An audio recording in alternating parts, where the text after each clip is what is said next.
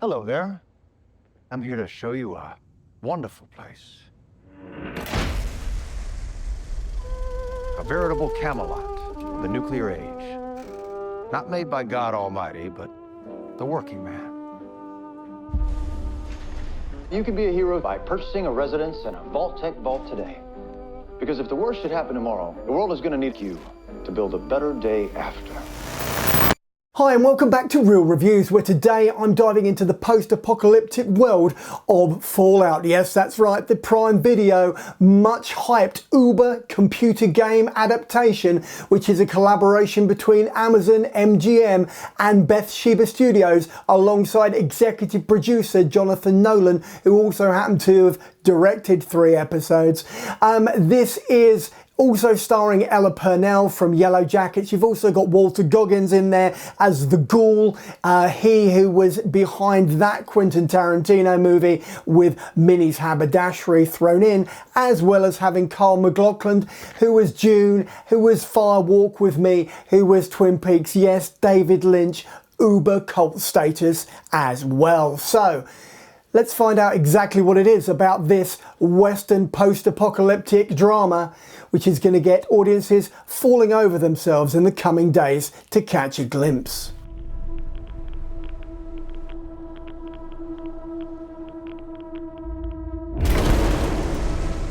The mission of the vaults should be important to everyone. To come up to the surface one day and restart civilization. Can you tell me what's happened in the last 200 years? Holy shit. You're an actual vault dweller. I am. I thought all you dipshits were dead.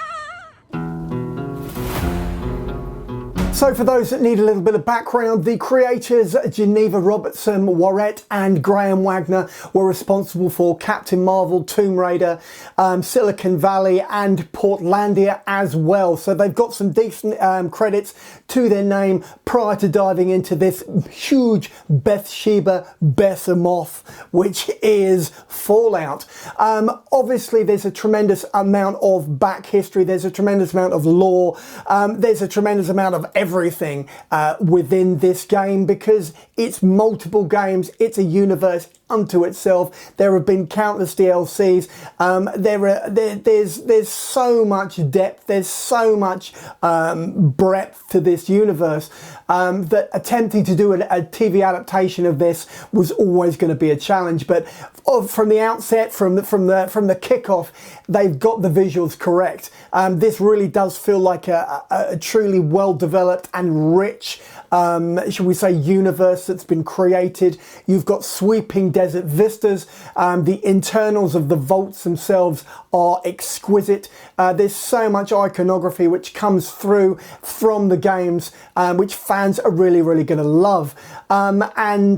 Say Purnell and Carl MacLachlan and this effortless ensemble of other characters really do their best to bring this world to life. Walter Goggins is also very good as the Ghoul. There are shades of good, the bad and the ugly. This really does feel like a Western in the traditional sense, like a Sergio Leone sort of affair. This is what that sort of feels like.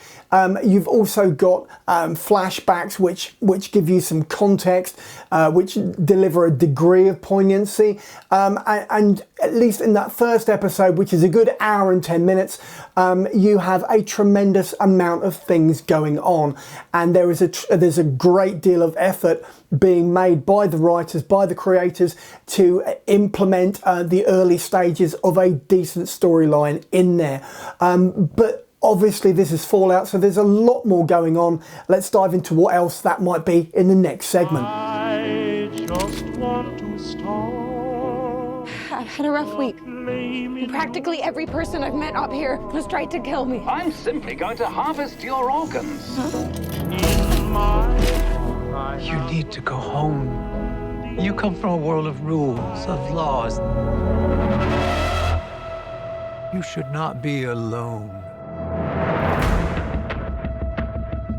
Why did you join the Brotherhood? To hurt the people who hurt me? People are going to come after you.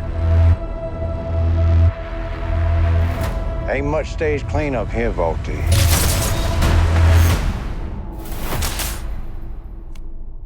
Well, now that is a very small drop in a very, very large bucket of drugs. So the thing about this is that you have competing factions. You've got the Vault Dwellers represented by Ella, who take the moral high ground and obviously were chosen to be sequestered away from society to bring the population back up to full strength post the nuclear blast. You've got those people who were left outside and had to survive and had to scrape and sort of do the best they could. And then you had the Brotherhood, this sort of offshoot, this military cult of sorts, who are there trying to, I don't know, resurrect something or other. They're trying to chase down this MacGuffin, which is represented by a scientist and a pooch. Yes, that's right, the companion is back, the Alsatian from the game is very prominent. But the problem is, and this is a fundamental problem I think for the show as a whole, is that the story is being implanted, it's being impressed upon the universe. The universe, the game itself was inherently open world.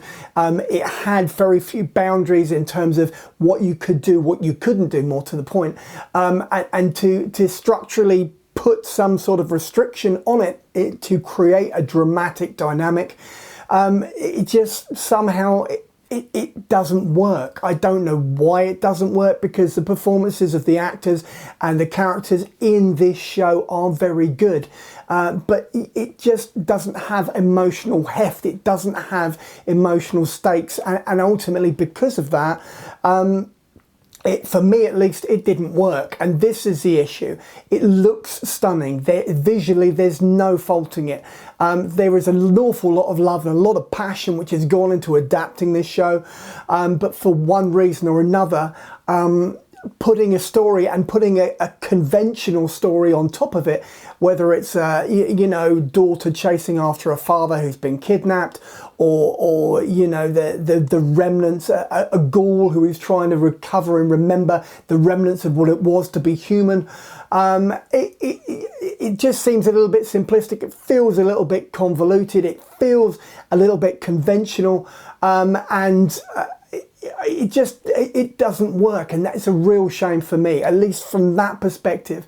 It needed a stronger story, it needed a stronger emotional grounded bond to it, and for that reason it doesn't quite work, and I feel let down a little bit by it. So on that, after that, I'm going to move on to my rating. Let's do that.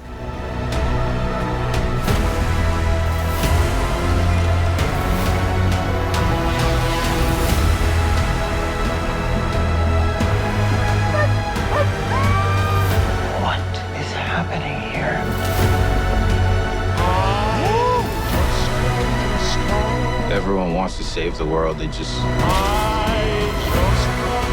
disagree on how.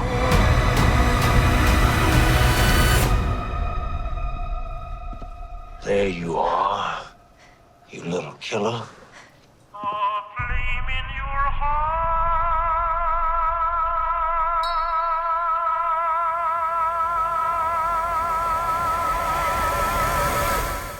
Right, and so it is with a heavy heart that I give this a 3 out of 5 on the big old 5 scale. Yes, it's got that tentpole potential. It had that high polished production design, but fundamentally it's just let down by a story which doesn't do justice to every other element which is going on screen, and it's that simple. So on that basis, I'm now moving on to the trailer. Let's do that.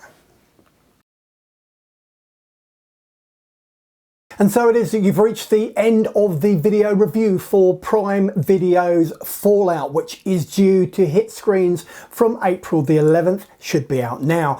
This is a bit where I go, if you've liked the video, then give me a thumbs up. Failing that, just drop a comment in the comment box below and I will respond. And thirdly, you can always just subscribe so that every Tuesday and every Saturday when I drop another one of these videos, you'll get a little notification, and then you can pop in and watch or listen to as much or as little as you like, and then go about your day. In the meantime, check out the rest of the channel and maybe pop over to the Patreon page. Cheers.